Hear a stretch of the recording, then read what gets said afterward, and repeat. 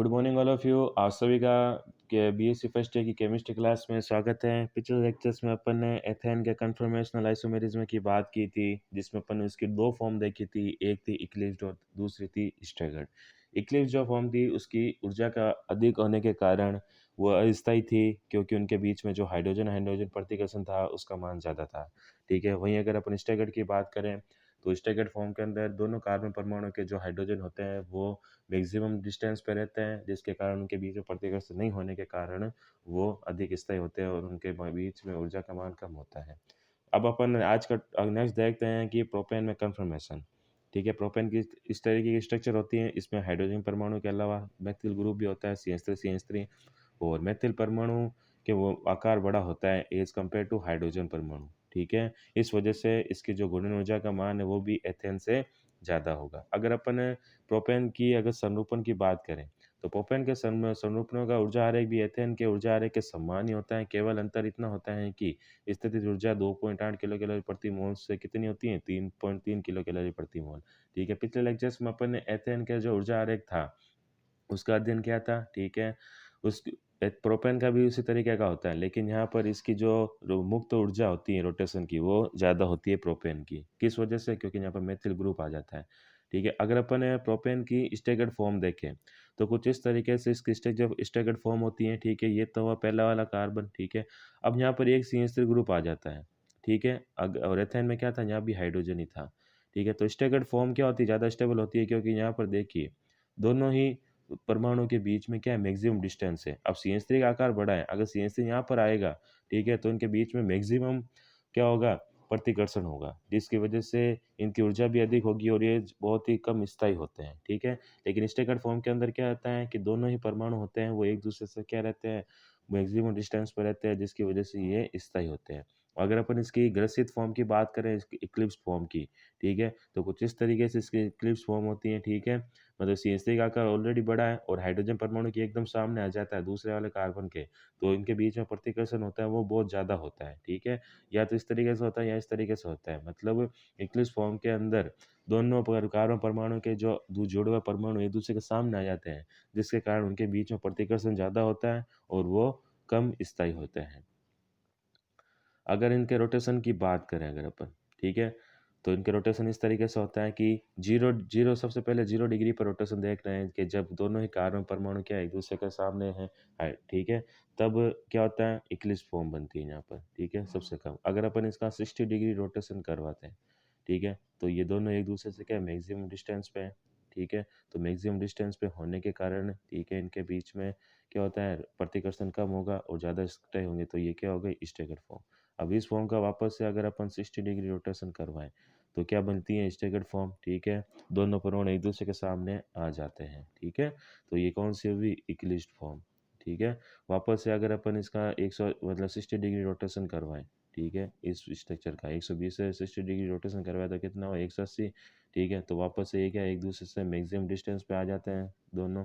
ठीक है, और इसका ये कौन सी हो गई, स्टैगर्ड फॉर्म। वापस इसका 60 डिग्री रोटेशन करवाया, ठीक है, तो ये यहाँ चला जाएगा, ये इसके पीछे आ जाता है और ये यहाँ पर आ जाता है। ठीक है, तो ये इस तरीके से स्ट्रक्चर देखने को मिलेगी अपने को। ठीक है, तो ये कौन सी हो जाती है, वापस से इक्लिप्स्ड फॉर्म हो जाती है। ठीक है, ये वाली इक्लिप्स्ड, क्योंकि यहाँ पर दोनों परमाणु पास पास में हैं। तो अपने को ध्यान रखना है, रोटेशन करवाने के बाद में अगर ये एक दूसरे के पीछे आ रहे हैं या सामने आ रहे हैं तो होगी इक्लिप्स्ड फॉर्म। और अगर इस तरीके के स्ट्रक्चर हैं, ठीक है, जहाँ पर ये एक दूसरे से क्या है, मैक्सिमम डिस्टेंस पे हैं, ठीक है, तो वो हो गई स्टैगर्ड फॉर्म, स्थायी होती है। अगर 240 डिग्री से वापस अपन 60 डिग्री रोटेशन करवाते हैं, ठीक है, तो वापस ये क्या है, मैक्सिमम दूरी पर आ जाते हैं। ठीक है, और ये कौन सी होती है, स्टैगर्ड फॉर्म। तो जीरो से लेकर अगर अपन मतलब 300 डिग्री तक रोटेट करवाएं तो 3 तो स्टैगर्ड फॉर्म मिलती है और 3 ही इक्लिप्स्ड फॉर्म हमें देखने को मिलती हैं। इस प्रकार द्विफल के कोण का मान 0, 120 और 240 होने पर क्या तो होती है, कौन सी, इक्लिप्स्ड फॉर्म। 0, 120, देखिए एक तो 0 वाली, एक 120 वाली, ठीक है, और एक कौन सी, 240 वाली। ठीक है, ये तो हो गई कौन सी, इक्लिप्स्ड फॉर्म, ये तीन। ठीक है, और बाकी जो बची 60, 180 और 300 वाली, ठीक है, ये हो गई कौन सी, स्टैगर्ड फॉर्म। और जो दूसरी वाली है ये हो गई इक्लिप्स्ड फॉर्म। अगर अपन इसको 360 को अगर वापस से रोटेट करवा दें तो 360 रोटेशन हो जाता है, ठीक है? और ये वापस से अपनी मूल स्ट्रक्चर के अंदर आ जाता है, इसलिए अपन 300 डिग्री तक रोटेट करवाते हैं, ठीक है? तथा 60 डिग्री, 180 डिग्री और 300 डिग्री होने पर अंतरित अर्थात स्टैगर्ड फॉर्म होती है। इन दोनों संरूपण के अलावा अन्य संरूपण कौन-सी होती है? गाउच है, ठीक है? और गाउच फॉर्म होती है इन दोनों के बीच की, ठीक है? गाउच फॉर्म की आइसोलेट करना, सेपरेट करना मुश्किल होता है क्योंकि बहुत ही ज़्यादा अस्थायी होती हैं और ये नॉर्मल रूम के टेम्परेचर भी एक रूप से दूसरे रूप में कन्वर्ट हो जाती हैं। नेक्स्ट देखते हैं अपन एन ब्यूटेन की संरूपण कि एन ब्यूटेन एल्केन श्रेणी का चतुर्थ सदस्य है। इसकी संरचना सूत्र को निम्न प्रकार से दर्शा सकते हैं, ठीक है? इसमें दो मेथिल समूह होते हैं, ठीक है? प्रोपेन में एक होता है जबकि इसमें दो मेथिल ग्रुप हैं। तो एथेन CH3 के दोनों कार्बन परमाणु से एक एक हाइड्रोजन परमाणु का प्रतिस्थापन मेथिल समूह द्वारा कराने से NCH3 प्राप्त होता है। इसमें प्रत्येक कार्बन से दो हाइड्रोजन एवं एक मेथिल समूह जुड़ा होता है, ठीक है? मतलब दोनों के पास में एक एक मेथिल ग्रुप है और दो हाइड्रोजन है। एन ब्यूटेन में सांतरित घोष, ठीक है, ग्रसित तथा पूर्ण ग्रसित चार संरूपण स्ट्रक्चर देखने को मिलते हैं अपन को, ठीक है? एक तो सांतरित घोष, ठीक है? ये एक स्टैगर्ड घोष होगी, एक क्या होगी? इक्लिप्स्ड होगी, एक पूर्णतः क्या होगी? इक्लिप्स्ड होगी, ठीक है? मतलब चार तरीके के संरूपण अपने को देखने को मिलेंगे। अब तक अपन ने दो की बात की थी, ठीक है? कौन कौन से होते हैं देखते हैं कि पहली होती है फुली इक्लिप्स्ड। इस रूप में दोनों कार्बन परमाणु के मेथिल समूह क्या होते हैं? आमने सामने होते हैं, ठीक है? अर्थात डाइहाइड्रल एंगल की बात करें तो 0 डिग्री व 60 डिग्री के होते हैं। मतलब 0 डिग्री वाली स्ट्रक्चर एक तो, और एक 360 डिग्री वाली स्ट्रक्चर, ठीक है? वो कौन-सी होगी? फुल इक्लिप्स्ड होगी कि जब दोनों कार्बन परमाणु एक दूसरे के सामने होते हैं और दोनों कार्बन परमाणु से जुड़े हुए जो सब्स्टिट्यूएंट हैं, ठीक है? उनके बीच में जो प्रतिकर्षण का मान होता है वो सबसे ज़्यादा होता है, ठीक है? इस प्रकार के रूप की उच्चतम ऊर्जा व न्यूनतम स्थायित्व होता है, ठीक है? ऊर्जा का मान ज़्यादा होगा तो उसका स्थायित्व घट जाता है। नेक्स्ट अपन बात करते हैं गॉस रूप की, ठीक है? कि इस रूप में कार्बन का मेथिल समूह दूसरे कार्बन के हाइड्रोजन परमाणु व एवं मेथिल समूह दूसरे कार्बन के हाइड्रोजन परमाणु एवं मेथिल समूह के मध्य का होता है। इस प्रकार का एक सांतरित संरूपण ही है, मतलब स्टैगर्ड फॉर्म ही है, लेकिन दोनों के मेथिल समूह के मध्य दूरी कम दूरी होती है, ठीक है? अतः रेहाइडल कोण का मान 60 डिग्री व 360 डिग्री के होते हैं, अतः संरूपण तुलना में ये थोड़े उच्च ऊर्जा के होते हैं। अब जो गॉस रूप होता है वो किस वजह से बन रहा है कि यहाँ पर अब दो CH3 जो ग्रुप हैं, ठीक है? इन दोनों CH3 ग्रुप के बीच में क्या होती है? डिस्टेंस बहुत ही कम होती है। अब ये दोनों ही क्या है? बल्की ग्रुप हैं, ठीक है? अब बल्की ग्रुप दोनों अगर पास-पास होंगे तो उसकी ऊर्जा का मान थोड़ा ज़्यादा होगा, ठीक है? और ये थोड़ा क्या होते हैं? स्टैगर्ड फॉर्म से थोड़े कम स्थायी होंगे। नेक्स्ट अपन बात करते हैं इक्लिप्स फॉर्म की कि इस रूप में एक कार्बन का मेथिल समूह दूसरे कार्बन के हाइड्रोजन परमाणु के सामने होता है, ठीक है? और यद्यपि रूप तो ग्रसित हैं, अतः ऊर्जा उच्च स्तर पर होती है, लेकिन दोनों मेथिल समूह के मध्य पूर्ण ग्रसित रूप की तुलना में अधिक दूरी रहती है, ठीक है? अगर अपन ने गॉस रूप की बात करें तो गॉस रूप के अंदर क्या होता है? दोनों ही मेथिल समूह सामने आ जाते हैं। इस वजह से क्या होता है? स्टैगर्ड से कम क्या होता है? स्थायी होता है। लेकिन अगर ग्रसित रूप की बात करें तो इसमें मेथिल समूह किसके सामने आएगा? हाइड्रोजन परमाणु के सामने। तो इतना कम स्थायित्व नहीं होता जितना कि गॉस का होता है, ठीक है? लेकिन मेथिल समूह के मध्य पूर्ण ग्रसित रूप की तुलना में अधिक दूरी रहती है, अर्थात डायहेड्रल 100 कोण कितना होता है? 120 डिग्री या 240 डिग्री होते हैं। इस ऊर्जा स्तर में पूर्णतः ग्रसित संरूपण की तुलना में कम होता है, ठीक है? नेक्स्ट अपन बात करते हैं इक्लिप्स्ड फॉर्म की। ये निम्नतम ऊर्जा वाला सबसे अधिक स्थायी होता है। इसमें दोनों मेटल समूह एक दूसरे के क्या अधिकतम दूरी पर अर्थात विपरीत दिशा में होते हैं एक दूसरे के, अर्थात 180 डिग्री पर, ठीक है? वही विपरीत दिशा में होंगे तो कौन सी होगी? इक्लिप्स फॉर्म होगी। एक कार्बन का मेटल समूह दूसरे कार्बन के दोनों हाइड्रोजन परमाणु के मध्य स्थित रहता है, अतः प्रतिकर्षण न्यूनतम होता है। सफल स्वरूप इसकी ऊर्जा क्या होगी? निम्नतम होती है और स्थायित्व भी क्या होता है? अधिकतम होता है। अगर अपन इसके स्ट्रक्चर की बात करें, ठीक है, तो कुछ इस तरीके से अपने को इसकी स्ट्रक्चर देखने को मिलती हैं, ठीक है? कि अगर पूर्णतः ग्रसित है, फुल इक्लिप्स्ड है, तो देखिए दोनों दोनों मेथिल ग्रुप क्या है? बल्कि ग्रुप एक साइड में आ गए, दोनों हाइड्रोजन परमाणु भी एक साइड में है, ठीक है? तो हो गए फुल इक्लिप्स्ड, इसकी ऊर्जा का मान ज़्यादा होगा तो स्थायित्व कम होगा। अब अपन स्टैगर्ड फॉर्म की बात करें, मतलब इसको अगर रोटेट करवाया 60 डिग्री, ठीक है?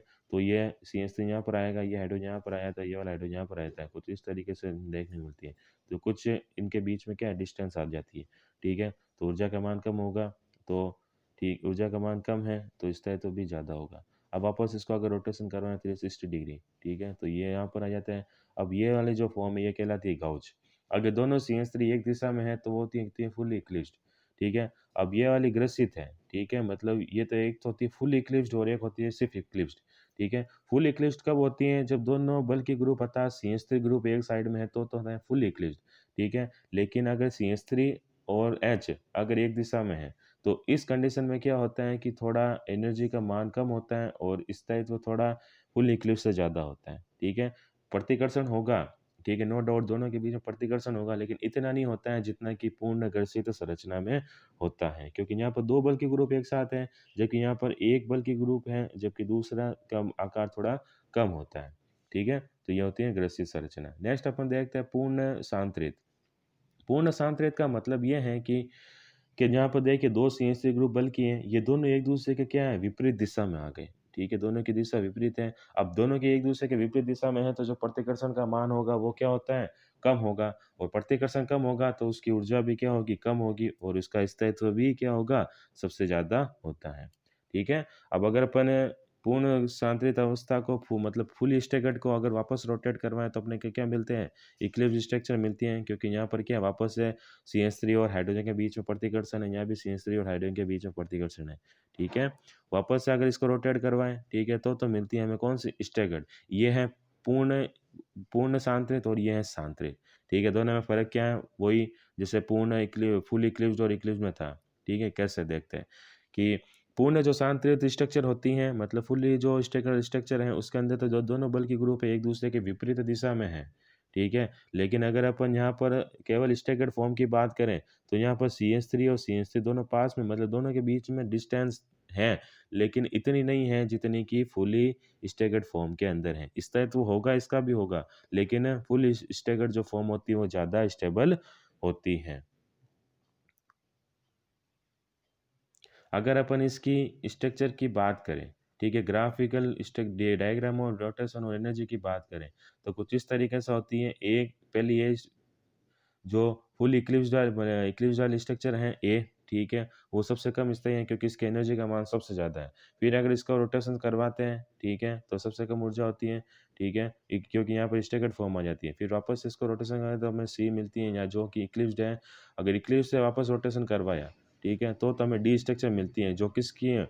फुली स्टैगर्ड फॉर्म है, जिसकी ऊर्जा का मान सबसे कम होता है और ठीक है? क्योंकि इसमें जो इन दोनों संयस्त्र ग्रुप होते हैं वो एक-दूसरे के विपरीत होता है तो प्रतिकर्षण भी कम होगा और ऊर्जा का मान भी ज़्यादा होगा। फिर वापस इसको रोटेशन कराया तो हमें क्या मिलती है? स्टैगर्ड और फिर इक्लिप्स फॉर्म मिलती है और वापस से हमें को रोटेशन करने के बाद में 360 रोटेशन करवाने के बाद में वापस से फुल्ली इक्लिप्स फॉर्म आ जाती है। इससे आगे का जो टॉपिक है वो हम अपने अगले लेक्चर्स के अंदर कंटिन्यू करेंगे। Thank you so much.